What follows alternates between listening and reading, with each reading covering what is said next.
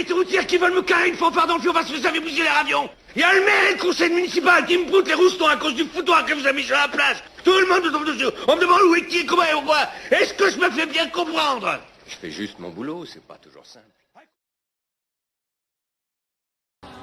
Rien à foutre avec qui il travaille. Dis à cet enfoiré d'enlever ses panards de la table. Où il se croit, c'est pas un tripot à Romanichel. S'il vous plaît, ça vous dérangerait d'enlever vos pieds de la table et de vous rechausser, monsieur? Ouais, ça me dérange, je me suis fait plumer déjà. Ce putain de connard veut pas bouger. Appelle la sécurité.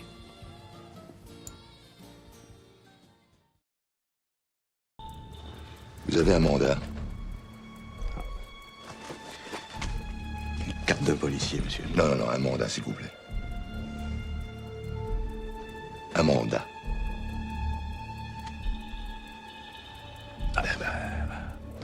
Inspecteur, un mandat. Vous voulez un mandat? J'ai un mandat, si vous voulez, regardez. Un beau mandat, un mandat à lire. Les VP, remplis-moi ça. Deux petites souris tombent dans un seau plein de crème. La première souris abandonne très vite la lutte et se noie.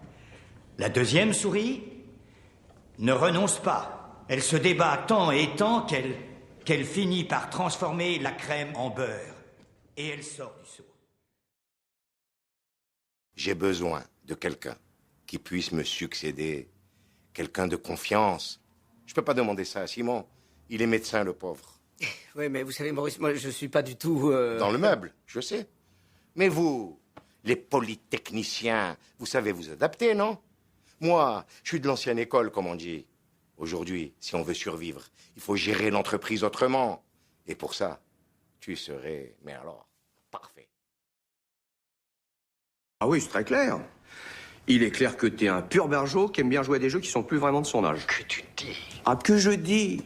Qui es-tu alors? Je t'ai serré? Qu'est-ce que t'avais fait comme connerie? Trafic de stupes, vol à l'étalage? T'as traversé en dehors des clous? Tu ne m'attraperais pas si je te volais la chaise pendant que tu es assis dessus. Ma chaise pendant que je suis assis dessus. Voilà qui est très excitant. Mais dis-moi un peu, du con, pourquoi tu veux me me tuer, hein? Il arrive à un stade où tout bascule, où les structures te trahissent, où les règles ne sont plus des armes, mais des entraves qui permettent aux voyous de prendre l'avantage. Toi aussi, tu auras peut-être un jour à affronter ce genre de crise. Et à ce moment-là, je te souhaite d'avoir un ami digne de celui que j'ai eu.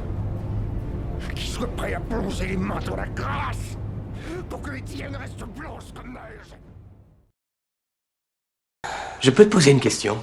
Ouais. Ça veut dire quoi, je te raconte pas? Tu peux me le dire?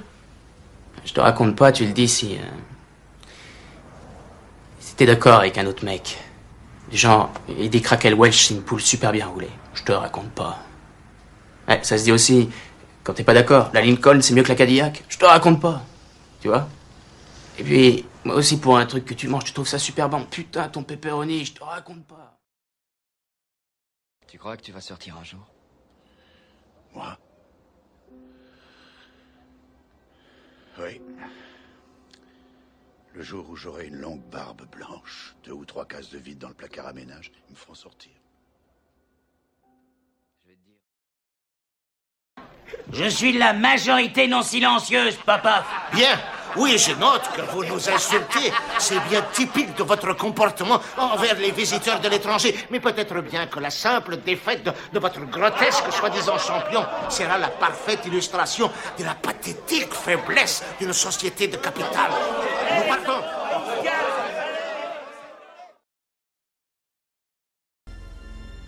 N'essaie pas de tordre la cuillère, car c'est impossible. Tu dois essayer de te concentrer pour faire éclater la vérité. Quelle vérité? La cuillère n'existe pas. La cuillère n'existe pas. Et là, tu sauras que la seule chose qui se plie, ce n'est pas la cuillère, c'est seulement ton reflet.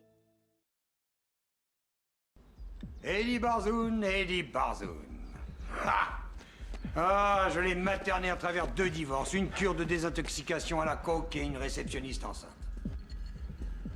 Ah, une créature de Dieu, ah. La créature parfaite de Dieu.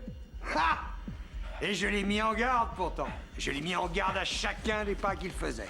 En le regardant rebondir dans tous les sens comme un jouet déglingué. 120 kilos d'égoïsme. Est-ce que vous m'écoutez, inspecteur? Je suis en train de vous dire à quel point je vous admire, vous et votre charmante femme. Quoi? Tracy. Qu'est-ce que tu viens de dire? C'est étonnant de voir avec quelle facilité un photographe de presse obtient des informations dans votre commissariat. Qu'est-ce qu'il fout? Lâche ton arme! Je suis allé chez vous ce matin. Après votre départ, j'ai essayé de jouer au mari. 10 doigts, 10 orteils, c'est tout ce qui apportait autrefois. Plus maintenant.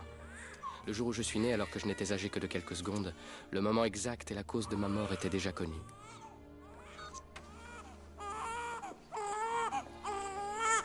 Affection neurologique, 60% de probabilité. Psychose maniaco-dépressive, 40% de probabilité. Hyperactivité, 89% de probabilité. Parmi nous, certains, et peut-être moi-même, ne verront pas le soleil se coucher sur ces montagnes ce soir. Mais je ne vous dirai qu'une chose. Une chose que savent tous les guerriers depuis l'aube des temps. Dominez votre peur! Et je vous promets que vous serez plus fort que la mort! Toujours plusieurs sous le coude, vous savez. Mais il y en a une en ce moment qui a la langue qui pend jusqu'au sol. C'est génial. Elle fait quoi dans la vie?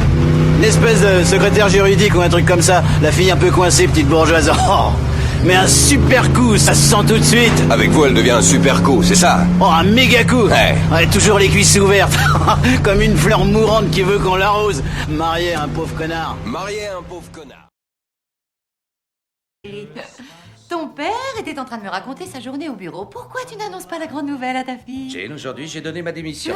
J'ai dit à mon patron d'aller se faire foutre et je l'ai menacé de lui coller un procès aux fesses s'il ne me filait pas 60 000 $. Passe-moi les assurances. Et ton père a l'air de croire qu'il s'agit d'un événement qui mérite nos applaudissements. Et ta mère a l'air de penser que je devrais continuer à bosser comme un esclave pendant qu'elle garde ma bite dans un Tupperware sous les vies. De quel droit te permets-tu de me parler comme ça devant ta fille? Et j'admire le culot que tu as de me traiter avec autant de mépris le jour même où tu perds ton job.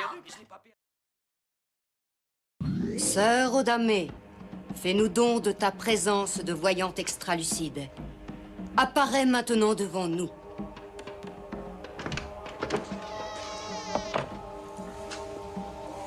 Madame Santiago. Buenos días. Je suis Odamé Brown. Je crois que vous voulez entrer en contact avec votre défunt mari. Si. Je pense qu'il va être avec nous aujourd'hui. Pourquoi je travaillerais pas pour la NSA? Ça, c'est une colle. J'ai essayé d'y répondre. Disons que je travaille à la NSA et qu'on dépose un code sur mon bureau, un code réputé inviolable. Mettons que je tente ma chance et mettons que je le déchiffre. Là, je suis très content de moi parce que j'ai bien fait mon boulot. Mais c'était peut-être le code de l'emplacement d'une armée rebelle au Moyen-Orient ou en Afrique du Nord. Et une fois qu'on a repéré le lieu, on bombarde le village où les rebelles se cachent. Et 1500 personnes que j'ai jamais vues, qui ne m'ont jamais rien fait, sont tuées. C'est une chasse d'eau qu'on entend fonctionner. C'est probablement l'assassinat d'une tortue. J'avoue que je me sens un nain au milieu des géants.